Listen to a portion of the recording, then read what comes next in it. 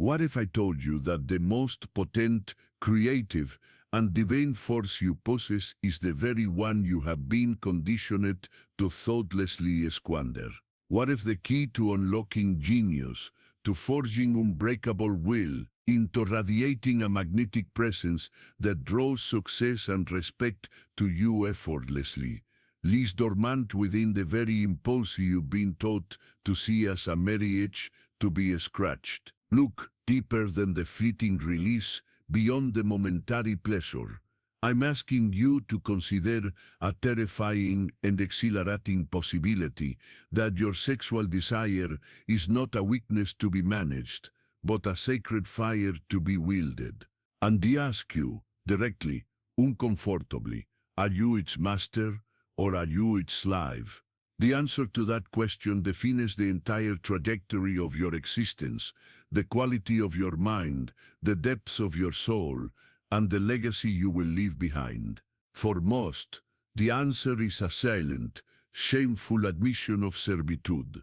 They live their lives on their knees, not in prayer, but in supplication to an impulse they do not understand, an energy they leak away moment by moment, day by day, leaving them drained, unfocused, and perpetually hungry for something they can never keep a name. This is not a conversation about morality, about purity, or about sin. This is a conversation about power, raw, untamed, primal power, the same energy that creates life, that sparks a stars into existence, that fuels ambition and art and revolution, courses through your very veins, and society in its quiet, insidious wisdom has taught you to open the tap and let it all drain into the sand. We are born into a world that misunderstands this force completely. It is either demonized as a source of shame and guilt, something to be repressed and hidden in the shadows of the psyche, or it is trivialized, commodified, and reduced to a cheap consumer good. We are bombarded with a billion images a day that cheapen it, that turn the sacred act of creation into a frantic, empty performance. We are sold the lie that satisfaction is found in the constant, frenetic pursuit of external release. The internet, or phones, or culture, they have all become conduits for this grand wastage, offering an endless buffet of hollow calories for the soul, a temporary fix that deepens the underlying starvation. Napoleon Hill, in his meticulous study of the most successful men who ever lived, stumbled upon this monumental secret, a truth so profound he called it the mystery of sex transmutation. So that behind every great fortune, every work of genius, every display of indomitable leadership, there was a man who had learned not to extinguish his inner fire, but to build a bigger furnace. He understood that sexual energy is, at its core, creative energy. It is life force itself. When it is allowed to flow unchecked, downwards and outwards, it results in a momentary spasm of pleasure and a profound depletion of vitality. But when that same energy is consciously, deliberately, and willfully redirected, transmuted, it flows upwards, flooding the brain with a supercharge of nutrients, hormones, and raw creative fuel. It becomes the energy of genius, the bedrock of charisma, the quiet, unshakable confidence of the man who is whole and self-possessed. This is not repression. Repression is pushing the energy down, trying to deny the fire. This creates a sickness in the soul, a pressure cooker of neurosis and perversion that inevitably explodes. Transmutation is different. Transmutation is alchemy. It is looking the dragon of your desire straight in the eye, acknowledging its immense power, and then, instead of letting it burn you to ash, you climb upon its back and command it to take you to the heavens. Imagine this energy as a great river flowing through you. For your entire life, you've been told the only thing to do with this river is to let it empty into a delta of fleeting sensation. You build a dam, it overflows. You ignore it, it floods the village of your mind with obsessive thoughts and compulsive behaviors. But the alchemist, the true master, doesn't build a dam. He builds channels, he builds turbines, he redirects the immense, powerful flow upwards, using it to irrigate the fields of his mind, to power the cities of his ambition, to illuminate the temple of his spirit. What we call desire, that raw, primal urge, is simply the unprocessed, raw material of greatness. When you feel that pull, that tension, that fire in your loins, you are standing at a crossroads. The path of the ordinary man is to immediately seek release, to ground that electrical charge into the earth, leaving him momentarily relieved but ultimately weaker, his vital force diminished. The path of the warrior, the artist, the genius, is to hold that tension, to sit with that fire, to feel that electricity, and, through sheer force of will and focus intention, drive it up his spinal cord, that sacred inner pillar, into the higher centers of his brain. This is the act of turning lead into gold. This is the transformation of the primitive impulse into creative expression, into unshakable discipline, into a magnetic presence that people can feel when you walk into a room. They won't know what it is, but they will perceive you as more solid, more present, more real. This is because you are not leaking your life force. You are brimming with it. When this energy is not understood, it becomes the shadow that haunts you. It manifests as addiction, to pornography, to casual sex, to masturbation, a desperate, cyclical search for a feeling of being alive that only leaves you more dead inside. It becomes compulsion, the restless agitation that keeps you scrolling, swiping, and consuming, always seeking the next hit of dopamine to mask the gaping void within. It is the source of social anxiety, of the need for validation from others, because you lack a core of self-generated power. You seek from the outside what can only be cultivated on the inside. Every empty orgasm, every act of release born, not from love and connection, but from compulsion and escapism, is a small betrayal of your own potential. It is an energetic expenditure that could have been invested into your business, your art, your relationships, your spiritual evolution. Think of the sheer quantity of time, mental energy, and vital force that the average man pours into the drain of unmanaged desire. Now, imagine reclaiming all of it, every last drop. Imagine what you could build with that energy. Imagine the clarity, the focus, the relentless drive you would possess. This is not a fantasy. This is the birthright you were never told you had. So, let us begin the journey, the 45-day pilgrimage, into the core of your own power. This is not a challenge of abstinence. It is an experiment in mastery. The first week is hell. Let's be clear about that. It is an abyss. As you seize the habitual release, the noise you have been silencing for years will scream for your attention. Your body, conditioned like Pavlov's dog, will achieve for its usual fix.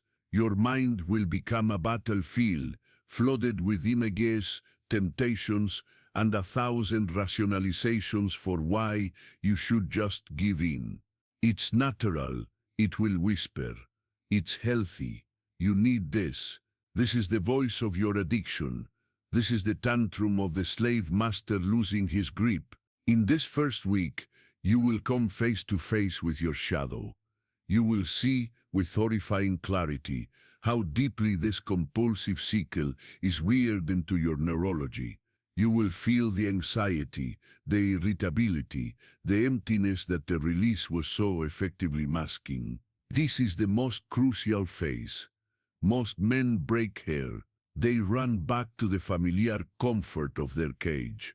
But the warrior stays. He observes the storm. He feels the fire of withdrawal and does not flinch. He is learning to differentiate the voice of his higher self from the chattering of the monkey mind, the desperate cravings of the flesh. He is taking his hand off the emergency brake and feeling the raw, uncontrolled power of his own engine for the first time. As you cross the threshold into the second and third week, something remarkable begins to happen. The storm begins to subside. The screaming of the mind quiets to a persistent murmur, and in the newfound silence, a new signal emerges. It is a spark of clarity. You wake up in the morning, and the mental fog that you accepted as normal has begun to thin. Your thoughts are sharper, more coherent. Your memory improves. You find yourself solving problems with an ease that surprises you. This is the first tangible evidence of the transmutation. The conserved sexual energy, rich in lecithin, phosphorus, and countless other vital compounds, is no longer being expelled. It is being reabsorbed and redirected to nourish your brain. Your eyes will seem brighter. Your skin will clear. You will feel a subtle but undeniable current of vitality humming beneath your skin, a baseline of energy that wasn't there before. The temptations will still come, but they will have lost their fangs. You will see them for what they are, not unconquerable demons, but mere echoes of an old habit. It is here that the warrior within you begins to truly awaken. He is no longer who's defending, he is beginning to feel his strength, to test the weight of the sword in his hand. He is learning that his will is stronger than his appetite. This realization alone is a seismic shift in consciousness, the beginning of true self-mastery. It is precisely at this point on the journey when you start to feel the first real tremors of your own reclaimed power, that you realize this path is not a sprint, but a lifelong practice of alchemy. You understand that you need tools, reminders, and a community of fellow warriors to keep the furnace burning. This is not just a channel, it is a forge for the soul. The ideas we explore here are the bellows that stoke the flames of your potential. If you are serious about this transformation, if the words I am speaking resonate not just in your mind, but in the very marrow of your bones, then take a moment to join this fellowship, subscribe to this channel, and activate the bell not as a passive viewer, but as an active commitment to your own evolution. Every video, every notification will serve as a reminder of the warrior you are choosing to become, a call to return to the path when the siren song of mediocrity tempts you astray. Do it now, and in doing so, declare to yourself that you are no longer content to be a leaky vessel, but are choosing to become a chalice, overflowing with power and purpose. Entering the fourth and fifth week, the transformation accelerates exponentially. The subtle of energy you felt before has now grown into a palpable field of force. This is where the magic truly begins. You will notice people responding to you differently. There is a weight, a presence to you now. Your voice carries more resonance. Your eye contact is steady, unwavering, because you are no longer seeking validation. You are the source of your own validation. This is the birth of true charisma, of authentic magnetism. It's not a technique you learn. It's an energy you radiate. It comes from a place of deep inner abundance, from being so full of your own life force that it naturally overflows and touches everyone around you. Your creativity will explode. Ideas will flow to you with a startling velocity. The energy that was once channeled into fleeting fantasies is now fueling your mind's eye, allowing you to see solutions, opportunities, and artistic visions that were previously invisible. You will feel a surge of motivation, a deep, abiding desire not to consume, but to create, to build, to achieve. The world, which once seemed like a source of temptation to be resisted, now appears as a canvas upon which you can paint your grandest vision. This is what Napoleon Hill was talking about. This is the fuel of the great achievers. They were not sexless saints, they were master alchemists who harnessed the most powerful creative drive within them and aimed it at a single, burning purpose. Your brain is literally rewiring itself. The neural pathways of compulsion and addiction are beginning to atrophy from disuse, while new pathways of discipline, focus, and creative flow are being myelinated, becoming your new default state of being. You are no longer fighting your biology, you are aligning with its highest potential. And then you arrive at day 45.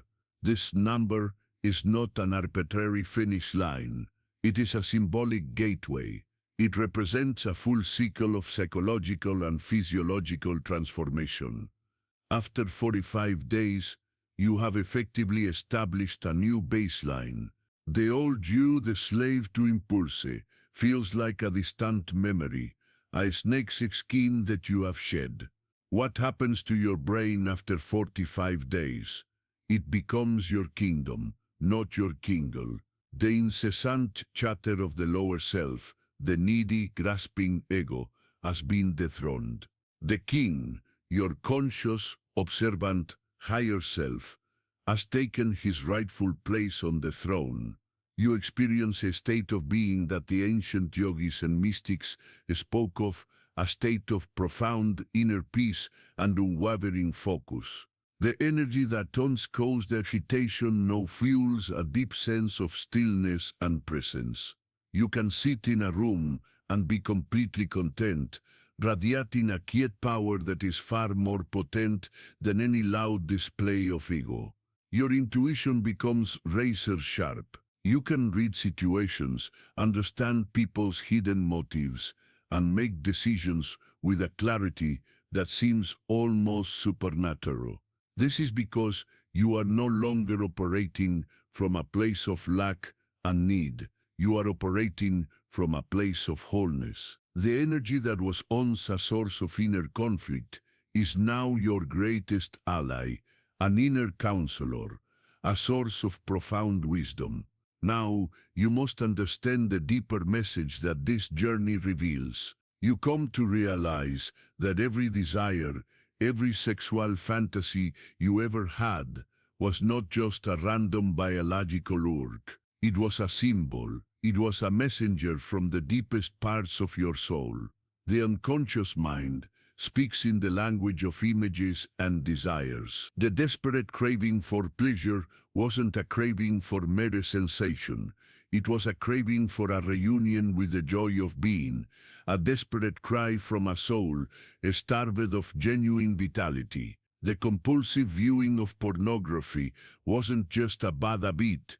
It was a search for connection, for beauty, for the divine feminine, twisted and distorted through the lens of a culture that has forgotten how to honor it. Every single impulse that you once acted on blindly was pointing towards a deeper wound, a hidden potential, an unfulfilled aspect of your being. The man who is obsessed with conquest is often a man who has failed to conquer himself. The man who seeks endless variety is often a man who is terrified of the depth and vulnerability of true intimacy with one person and with himself. By learning to hold the energy of desire without immediately acting on it, you create a sacred space for these messages to be heard. You stop being a slave to the symbol and start to understand the substance behind it. You begin a process of deep psychological integration. You confront your shadow, not by fighting it, but by shining the light of your consciousness upon it, by understanding its needs and integrating its power. The desire no longer controls you from the dark. Instead, you bring it into the light and ask it, what is it you are truly trying to tell me? What part of me is crying out for attention, for healing, for expression? This is the path of the true spiritual warrior. It is the journey of facing the Minotaur in the labyrinth of your own psyche. The Minotaur is your raw, untamed, primal energy. For most of your life, you have either fled from it in terror or tried to kill it, to repress it. But the hero, the alchemist, does neither. He walks into the labyrinth willingly, finds the beast, and instead of slaying it, he tames it, he integrates its fearsome power. He makes an ally of the monster, and in doing so, he becomes more than a man. He becomes a conscious co-creator with the universe. The energy that could have destroyed him from within now becomes the power with which he forecasts his destiny in the outer world. He learns that the intensity of his desire is a direct measure of the magnitude of his potential. A man with weak desires will achieve little. A man with immense desires as the fuel for greatness, if, and only if, he can master the art of transmutation. He stops seeking women or men to complete him, because he has achieved a sacred marriage within himself, the union of his masculine will and his feminine creative energy. He becomes a whole, self-contained unit of power. And from this place of wholeness, he can enter into relationships not out of neediness, but out of a genuine desire to share the overflowing abundance of his spirit. He can love more deeply, connect more authentically, and create more powerfully than he ever thought possible. We now arrive at the heart of the great secret. The man who has truly mastered his sexual energy is not the one who denies it. He is not the cold, passionless ascetic who has neutered his own vitality. That is a form of spiritual death. No, the true master is the man who has felt the full, terrifying, ecstatic force of this fire raging within him, and has chosen to stand in the center of it. He is the one who has traversed the abyss of his own compulsions and come out the other side, not burned, but forged.